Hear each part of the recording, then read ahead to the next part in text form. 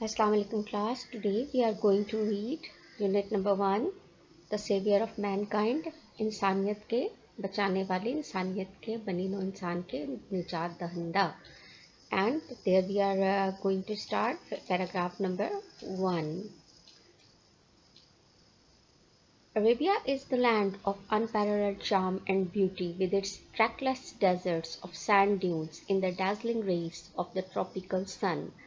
अरब एक ऐसी सरजमीन है जो बेमिसाल दिलकशी और हुस्न रखती है और इसमें इसके रेत के टीलों के साथ गुमनाम सहरा हैं और तुंद और तेज सूरज की आंखों को चुंधिया देने वाली शुआएं हैं. डेजलिंग आंखों को चुंधिया देने वाली सैंड ड्यून्स, रेत के टीले, ट्रैकलेस, गुमनाम.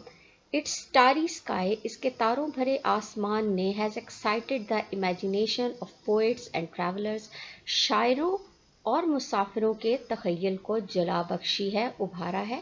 It was in this land that the रसूल वॉज बॉर्न, और ये वो सरजमीन थी जिसमें रसूल सल्लल्लाहु अलैहि वसल्लम पैदा हुए.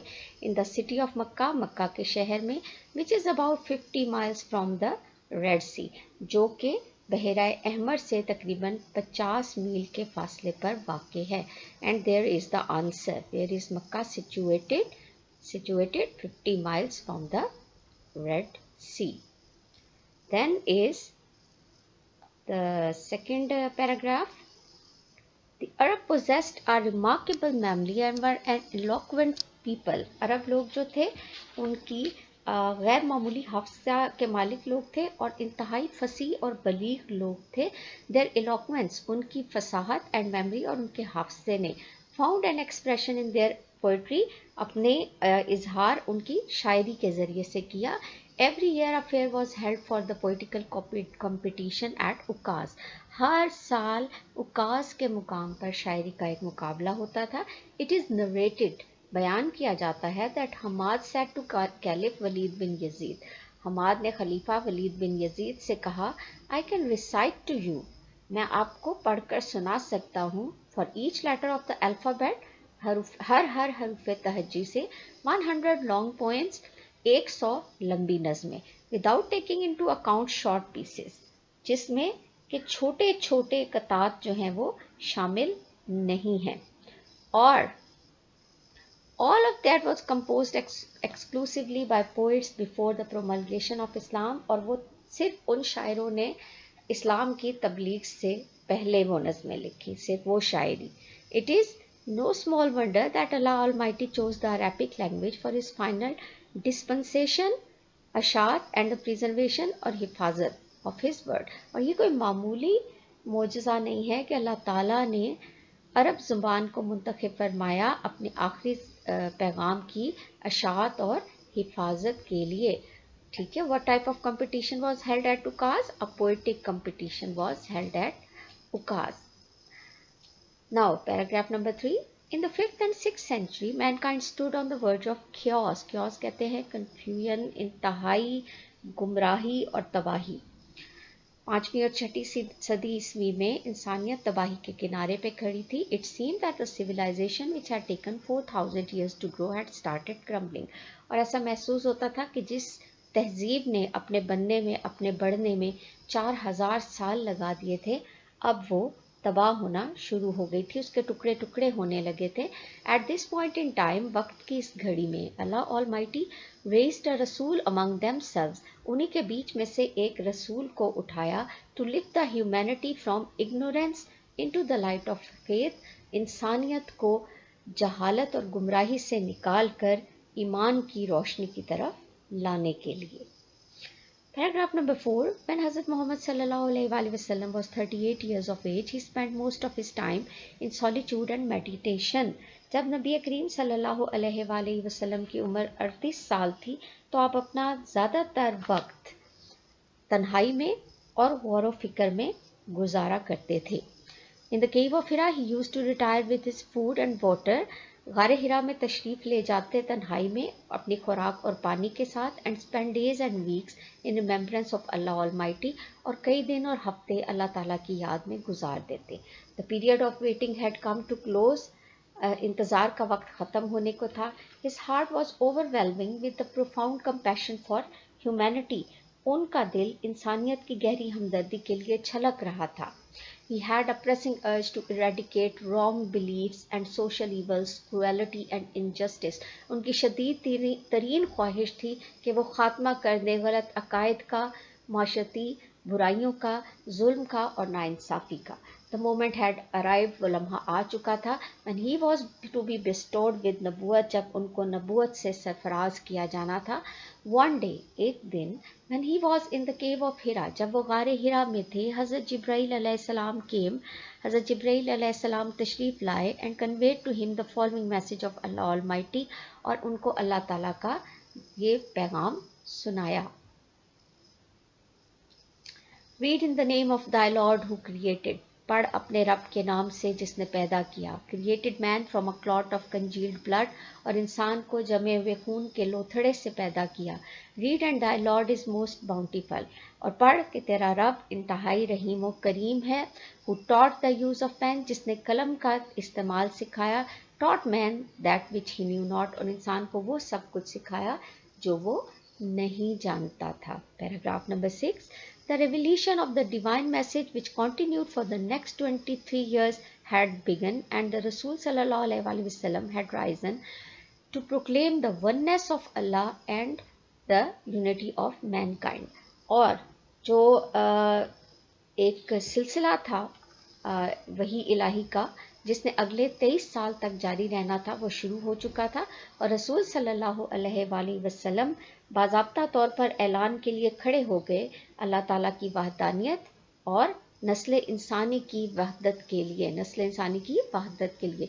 His mission was to destroy the nexus of superstition, ignorance and disbelief, and set up a noble concept of life and lead mankind to the light of faith and divine bliss. Nexus mean base. आपका mission था कि आप तोहम परस्ती, जहालत और बेयकीनी की बुनियाद को तोड़ दें and set up a Nobel conception of life, और ज़िंदगी का एक आला अरफा तसव्वुर कायम करें और इंसानियत को नूर ईमानी और रज़ाए इलाही की रोशनी की तरफ लेकर जाएं. What was the mission of the Rasul? The answer of the question is his mission was from this to divine bliss. Starting from his mission to divine bliss. Paragraph number 7. Since this belief was threatening their dominance in the society, the pagan Arabs started to mount the pressure on the Rasul sallallahu alaihi wasallam and his followers. Pagan Arabs, कुफार, चूँकि ये जो यकीन था या अकीदा जिसका के बारे में जिसकी तबलीग नबी सल्लल्लाहु अलैहि वसल्लम कर रहे थे, कुफार के जो माशरे में एक तसल्लुत था उसके लिए ख़तरा था, लिहाजा उन्होंने रसूल सल्लल्लाहु अलैहि वसल्लम और उनके पैरोकारों पर दबाव डालना शुरू कर दिया.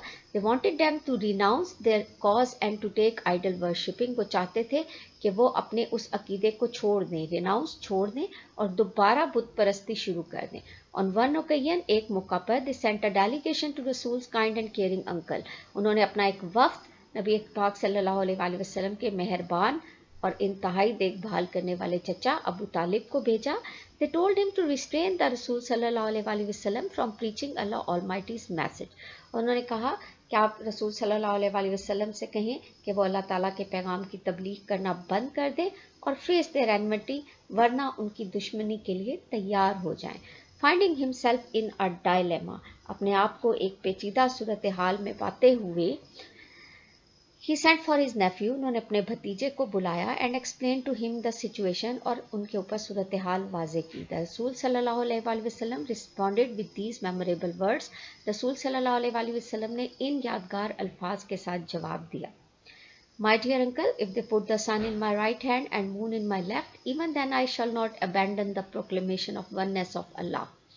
मेरे प्यारे चचा, अगर वो मेरे दाएं हाथ पर सूरज और बाएं हाथ पर चांद भी रख दें, तब भी मैं अल्लाह की वहदानियत का ऐलान करना ख़त्म नहीं करूँगा. I shall set up the true faith upon earth. मैं या तो ज़मीन के ऊपर सही अकीदे को कायम कर दूँगा और perish in the attempt, या इस कोशिश में ख़त्म हो जाऊँगा. Paragraph number 8. The Rasul's uncle was so impressed with his nephew's firm determination that he replied, "Son of my brother, go thy way. None will dare touch thee. I shall never forsake thee." रसूल सल्लल्लाहु अलैहि वसल्लम के चचा अपने भतीजे के इस पक्के इरादे से और आपके चचा अपने भतीजे के एक पुख्ता इरादे से इतने मुतासिर हुए कि उन्होंने जवाब दिया, "सन ऑफ माई ब्रदर, मेरे भतीजे, गो दाई वे, तुम अपने रास्ते पे जाओ। नन विल डेयर टच दी, किसी की जरूरत नहीं कि तुमको हाथ लगा सके। आई शैल नेवर फॉरसेक दी, मैं कभी भी तुम्हारा साथ नहीं छोड़ूंगा." पैराग्राफ नंबर 9, एंड द रसूल सल्लल्लाहु अलैहि वसल्लम did go the way Allah almighty chosen for him, और रसूल उसी रास्ते के ऊपर चल पड़े जो कि अल्लाह ताला ने उनके लिए मुंतखब किया था। Imbued with divine guidance and firm resolve, the Rasul sallallahu alaihi wasallam encountered all the challenges with grace and dignity. अल्लाह ताला की रहनुमाई और पक्के इरादे से सरशार आप नबी सल्लल्लाहु अलैहि वसल्लम ने तमाम मसाइल का मुकाबला खुश असलूबी और बावकार तर्ज अमल के साथ किया। In no time, और बहुत ही जल्द, he elevated man to the highest possible level in both spiritual and worldly domains, और कुछ ही अरसे में दोनों रूहानी और दुनियावी मैदानों में इंसान को बुलंद तरीन जो मुमकिना मुकाम था वो दिलवा दिया। He was also a driving force behind the Arab conquest, which have created an everlasting impression on human history. और आप सल्लल्लाहु अलैहि वसल्लम अरब की फतूहात की पुष्ट पर एक मुतहरिक कुव्वत थे जिसने इंसानी मुआशरे पर कभी ना ख़त्म होने वाला तासुर कायम किया। नो वंडर, कोई शुबा नहीं, he is universally acknowledged as the most influential figure in the history, कि वो तारीख में हर जगह सबसे ज़्यादा बाअसर तरीन शख्सियत माने जाते हैं। In the words of Michael Hart, a great historian, एक अजीम सियासतदान माइकल हार्ट के अल्फाज में,